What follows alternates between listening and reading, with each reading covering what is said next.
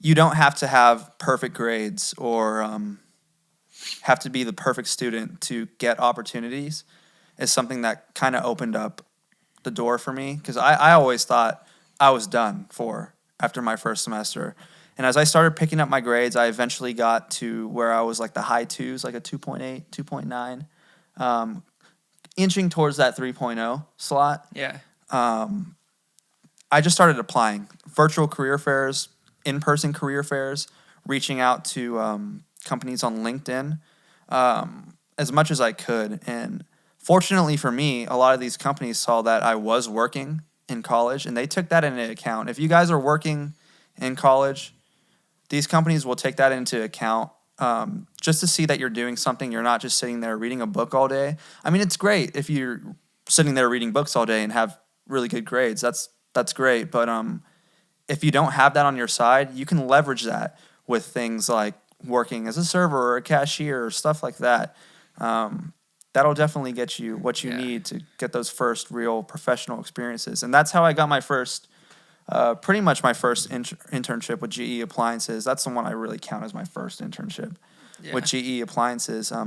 They saw that I'd worked as a server throughout all of college and had that athletic experience and saw that I was working to raise that GPA. So they decided to take a chance on me. And that's how I got my first experience, and that's kind of what kickstarted me into succeeding later in college. So, yeah, you don't have to start off really good to, get where you want to be. Yeah, I completely agree. I think like how I have a very high GPA, especially for engineers, but I've applied to GE. I applied to a few internships that you've gotten, and I got rejected from them.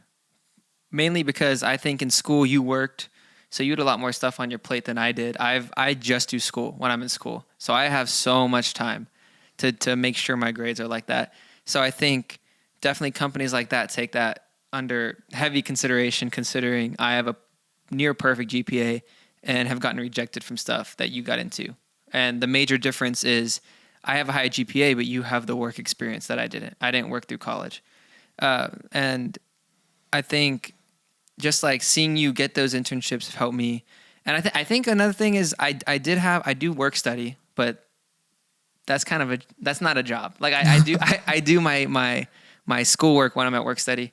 But I think what pushed me over the line of getting internship was the fact that I was a research assistant with a professor. Mm-hmm. I feel like my GPA honestly didn't affect things that much. I think they just saw that I did something at least while I was in school. They were like, okay, we'll give this kid a chance. So I feel like if you have an okay GPA, if you have a GPA you're fine with, like around a 3 maybe?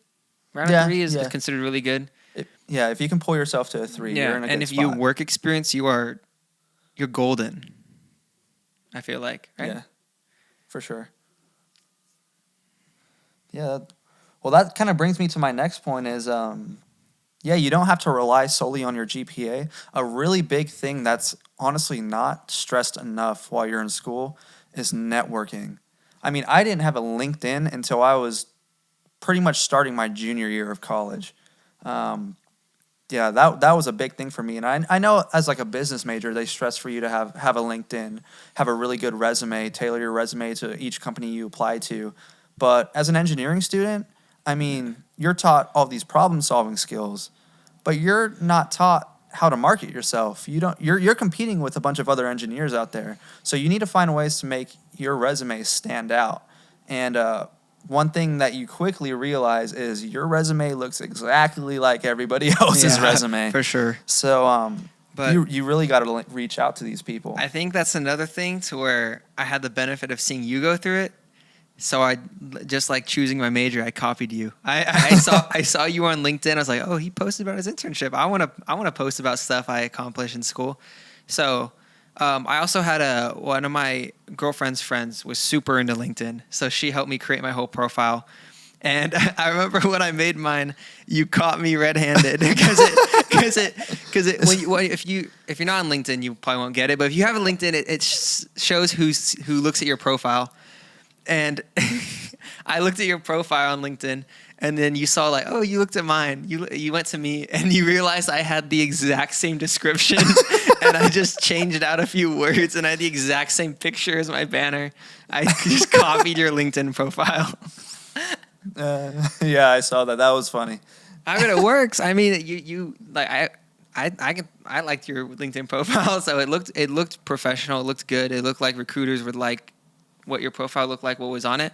So I just copied it. No use in making my own if you had the perfect template.